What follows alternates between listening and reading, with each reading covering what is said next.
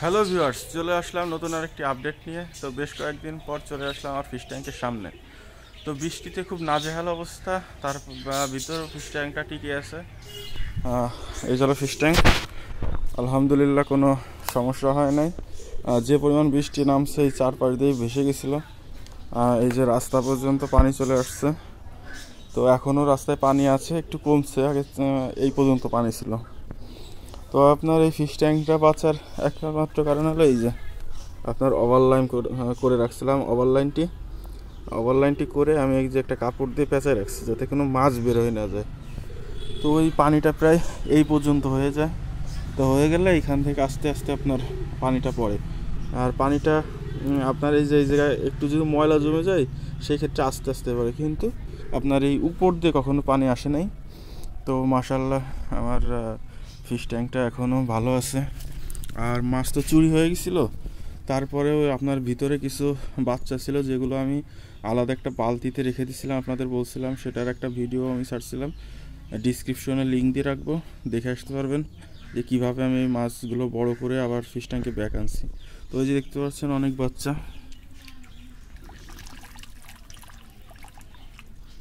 এই যে দেখেন। তো অনেক বাচ্চা হয়েছে। আগে ক্যামেরায় তেমন একটা ভালো বোঝা যেত না, তার একটা কারণ ছিল হলো অনেক ছোট থাকার কারণ। তো এখন মাশাআল্লাহ আপনার বাচ্চাগুলো অনেক বড় হয়েছে, তো এখন ক্যামেরায় অনেকটা বোঝা যায়।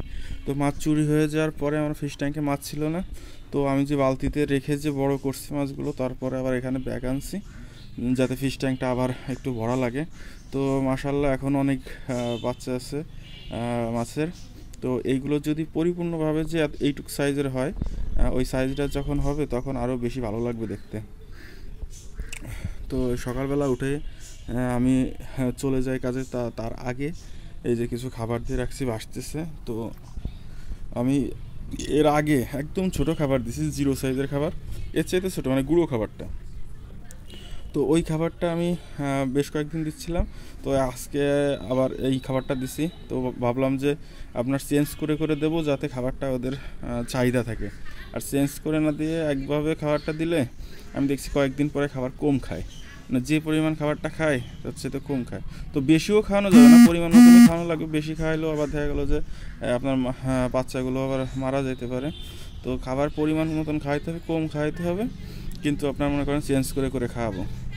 তো আপনার একটা রিলস ভিডিও ছাড়ছিলাম, শাপলা ছিল, সেগুলো আপনার আবার নষ্ট হয়ে গেছে। তো বেশ কয়েকদিন পরে কিন্তু ভিডিও আনলাম, প্রায় 4 থেকে 5 দিন পর। আর এই যে লাঠিটা রাখার কারণ হলো ওই যে আপনার নেটটাতে ঢেকে রাখি যাতে কোনো পাখিতে মাছরাঙা এসে বা কোনো কিছু, এটা তো নিচে, আপনার কোনো কিছু লাফ দিয়ে ভিতরে ঢুকে আপনার মাছ খেয়ে না ফেলে। তো এই কারণে হাঁসটার যাতে না নামে, কারণ আশেপাশে কয়েকটা বাড়িতে হাঁস আছে। তো এই যে ফিশ ট্যাঙ্কটার লুক, তো ফিশ ট্যাঙ্কটার লুক চেঞ্জ হবে। সেটা হলো আপনার যখন আমি আমার প্রজেক্টের কাজটা শুরু করতে পারবো। মূলত এই গাছটা কাটতে হবে, তো বৃষ্টির কারণে আমি মূলত এই গাছটা কাটতে পারছি না। এই গাছটা কাটতে পারলে আমি যে ওপেন এভরি বা আপনার একটা কেজ বানাবো, ওই কেজের ভিতর বিভিন্ন ধরনের শৌখিন পাখিও ছাড়বো। তো এই যে দেখেন মাছগুলো কিন্তু অনেক অনেক ভেবে আছে, পুরোটা ট্যাঙ্ক নিয়েই কিন্তু অনেক অনেক মাছ। তো মাশাল্লাহ আপনার এইগুলো সবাই দোয়া করবেন যাতে অনেক বড় হয় তাড়াতাড়ি।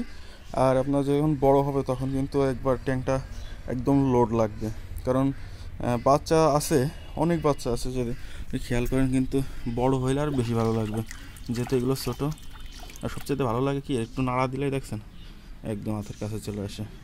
এই দেখেন হাতের কাছে চলে আসে, আবার হাত খাওয়ার জন্য চলে যায়। আর এটা দেখেই মূলত আমার আগের মাছগুলো আপনার চুরি হয়, কোনো বাচ্চা ধরে নিয়ে যায়। যেই ধরুক আর কি, আমি মনে করি যে হ্যাঁ বাচ্চাই ধরছে। তো আপনাদের আরেকটা জিনিস দেখাই। তো আমি এখন যেখানে যাচ্ছি এটা হলো আমাদের রাস্তা, বাড়ির থেকে বের হয়ে মেন রোডে ওঠার রাস্তা। তো মেন রোডে উঠতে ওই যে দেখতে পাচ্ছেন অনেকটাই পথ, তো পুরোটাই যে ভেসে আছে। এখানে পানি আরো ছিল, এই একদিনে আরো পানিটা টেনে গেছে, মানে শুকাইছে কিছুটা।